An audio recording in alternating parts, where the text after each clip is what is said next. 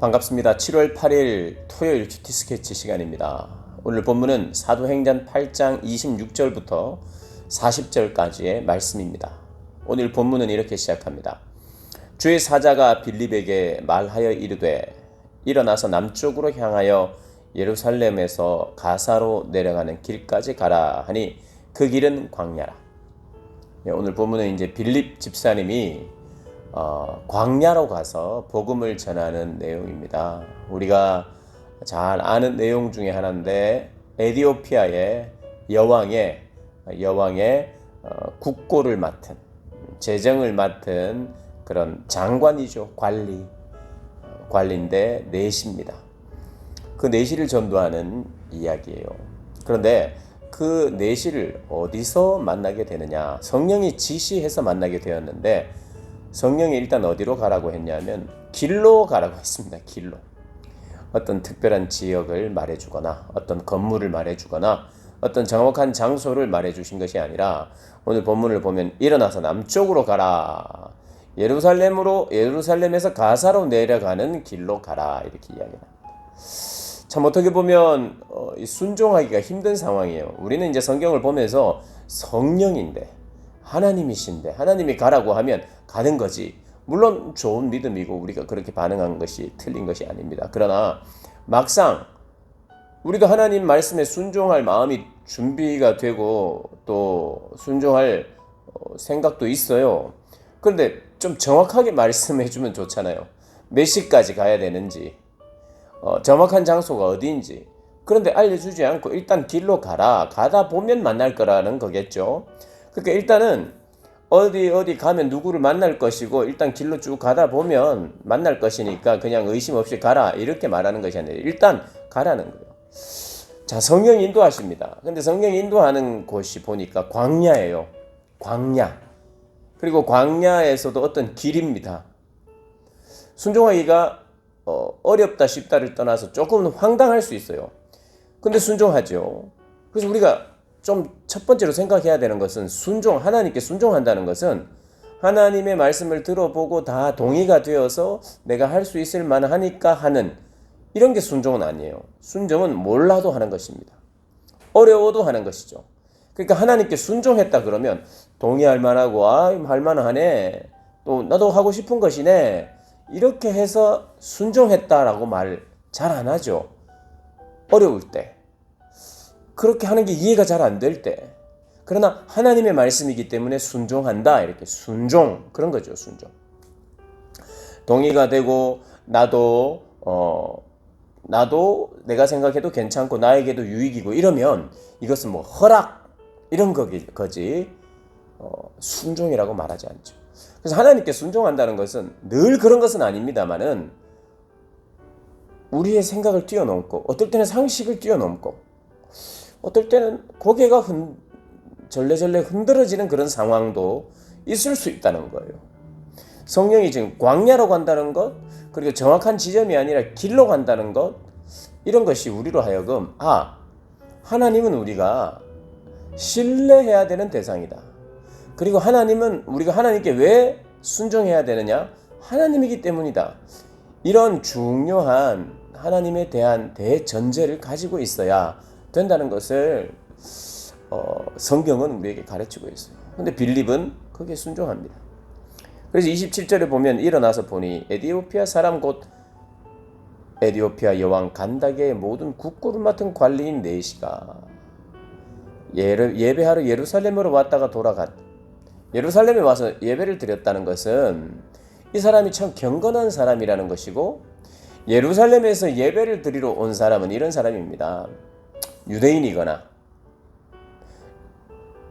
디아스포라 유대인이거나 아니면 이방인이지만 개종한 사람도 유대교로 들어오면 그를 유대인이라고 이제 말하기 시작하죠. 그러니 에티오피아는 아프리카 사람이죠. 흑인입니다. 흑인. 그러니까 이 사람이 원래 태생적으로 유대 땅에서 태어나거나 히브리 사람은 아닌 거예요. 분명히 이 피가 유대인이었으나 가서 유대인이 된 거 흩어져 있었을 뿐 유대인인 것 같지도 않아요. 이방인이고 외국 사람이고, 그런데 언젠지는 모르지만 개종한 사람이 아닐까. 그래서 여기 가능성은 두 가지입니다. 하나는 개종한 유대인, 아니면 여전히 이방인인데 아직까지 개종해서 유대교에서 받아들여주지는 않았지만 경건한 이방인, 하나님을 믿고 하나님을 따르는 그런 사람. 그래서 이 옛날에 예수님 시대에 유대인 그러면 유대 땅에 사는 유대인이 있었고 디아스포라 유대인이 있었어요. 흩어져 사는 유대인들. 그리고 또 한 부류는 유대교로 들어오고 유대인들도 그들을 할례를 받고 그들을 하나님을 믿고 하는 사람들을 유대교로 편입해줘서 이 사람들이 유대교인이 되는 것.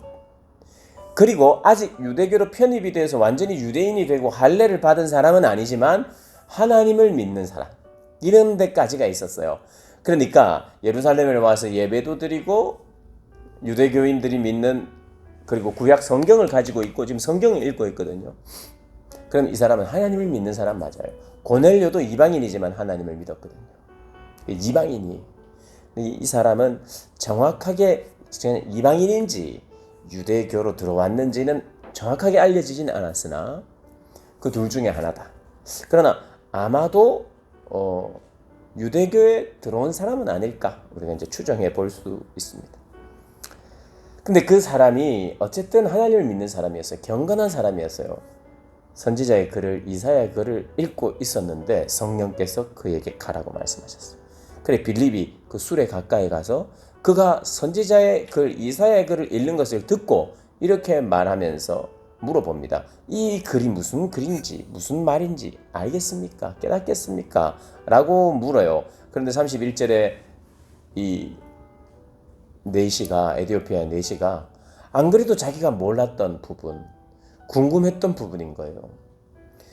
지도해주는 사람이 없어서 내가 깨달을 수 없습니다. 그러니까 빌립이 수레에 청하여 제가 가르쳐 드리겠습니다 하고 수레에 올라가서 성경 구절을 펴서 도살자에게로 가는 양과 같이 그가 도살자에게로 가는 양과 같이 끌려갔고 털 깎는 자 앞에 있는 어린 양이 조용함과 같이 그의 입을 열지 아니하였도다. 그가 굴욕을 당할 때 공정한 재판도 받지 못하였으니 누가 그의 세대를 말하리요. 그의 생명이 땅에서 빼앗김이로다 하였거늘. 네시가 이제 빌립에게 묻습니다. 선지자가 말한 이 사람은 누구냐? 자기를 가리키는 것이냐, 선지자 자기를 가리키는 것이냐, 타인을 가리키는 것이냐 묻습니다. 그러자 이제 빌립이 그 글로부터 해서 복음을 설명하는데, 그 글로부터 해서 성경의 그 어떤 글로부터 해서 복음을 설명하는데, 그 복음은 뭡니까? 우리 복음은 뭐죠? 예수 그리스도잖아요. 그러니까 예수 그리스도를 가르쳐, 35절에 예수를 가르쳐 복음을 전했다. 그러니까 복음 전도는 결국 예수를 소개하는 거예요. 어떤 말이 되었든, 어떤 고난과 아픔이, 어떤 복을 받았든 예수를 전하고 예수가 누구신지를 전하고 예수의 죽음이 무엇인지를 가르쳐주고 깨달아야 그게 실제로 복음이 되는 거예요.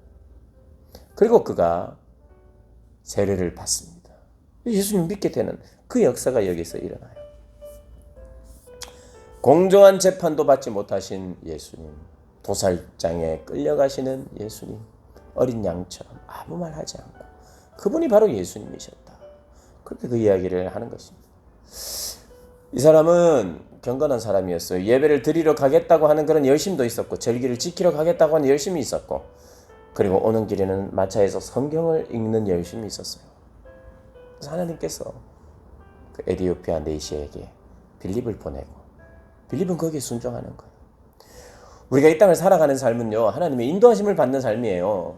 더 구체적으로 말하면 성령의 인도를 받는 것이에요. 성령이 이 땅에 우리 가운데 임하여 주셔서 성령은 우리를 인도하시는 또 영이잖아요. 예수 그리스도를 증거하고 깨닫게 하는 영이시고 회개하게 하시는 영이시고 우리 가운데 활동하시고 역사하시는 하나님이신 그 성령이 우리를 인도하시는 삶이 우리의 삶이에요.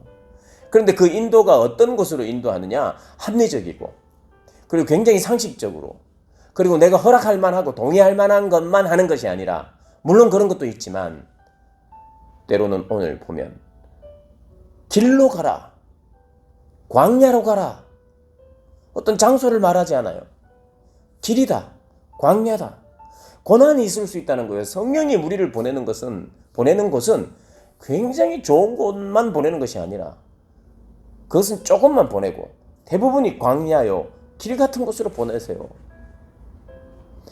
그런데 그 성령이 우리를 인도하시고 그분이 신뢰할 만한 분이라면 그분께 순종하는 것이 우리의 삶이에요.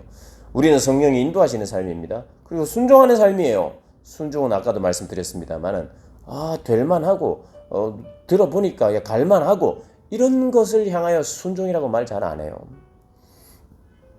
어렵고 참 희한하다. 왜 이렇게 길로 가라고 하셨을까? 의문투성인데 나중에 순종하고 나야 역시 하나님이 이러시려고 이렇게 하셨구나 깨닫게 되는 거예요. 그 하나님을 더 신뢰하는 거예요. 신뢰하지 못할 만한 상황에서도 순종했더니 역시 하나님이시구나 하고 더 신뢰하게 되는 거예요. 그래서 성령이 인도하시고 때로는 그 인도하심이 광야와 길이고, 그러나 순종하면 하나님이 우리에게 만남을 주시고 해야 될 일을 더 선명하게 보여주세요. 그러니까 성령께서 지시하잖아요. 수레로 가라. 그리고 보니까 그가 성경을 읽고 있고 이제 어떻게 해야 되는지 알잖아요. 하나님이 왜 보내셨는지 알잖아요. 이 사람이 성경을 봐도 깨닫지 못하고 있다고 그러잖아요. 근데 마침 이사야서에 나오는 예수님에 대한 이야기를 깨닫지 못하고 있으니 예수 증거하고 예수 깨닫게 하시기 원하시는 성령께서 인도하셔서 예수의 증인 되게 하시려고 보내는 거예요. 그래서 예수를 설명하는 거, 예수님을 전하는 거죠. 예수님을 전했더니 어떤 일이 일어납니까? 회개가 일어나죠. 세례를 받는 일이 일어나죠. 그러니까 그 누구든 하나님이 인도하셔서 나를 통해서 누군가에게 복음을 제시하는데 그 복음의 핵심은 예수고, 예수에 대해서 듣고 예수에 대해서 깨달으면 무엇이 일어나느냐? 세례받겠습니다. 제가 주님의 말씀을 믿습니다. 저는 회개합니다 하고 회개의 역사가 일어나고 그가 성도가 되고 교회가 되는, 그래서 교회가 확장되는, 예루살렘에서도 확장되고 사마리아에서도 확장되고 이제는 에디오피아, 지금으로는 에디오피아 혹은 수단과 에디오피아 이 지역에까지 복음이 전해지는, 그러니까 사마리아를 넘어 땅 끝까지 복음이 이렇게 전해지는 그런 일들이 지금 제공되고 있습니다. 그래서 아마도 이 내시는 예수가 누군지 알았다는 것은요, 이제 예루살렘 성전에서 예배 안 드려도 되는 것을 안 사람이요. 왜요? 예수가 성전이 되셨으니. 그러니까 더 이상 예루살렘에 올 필요가 없습니다.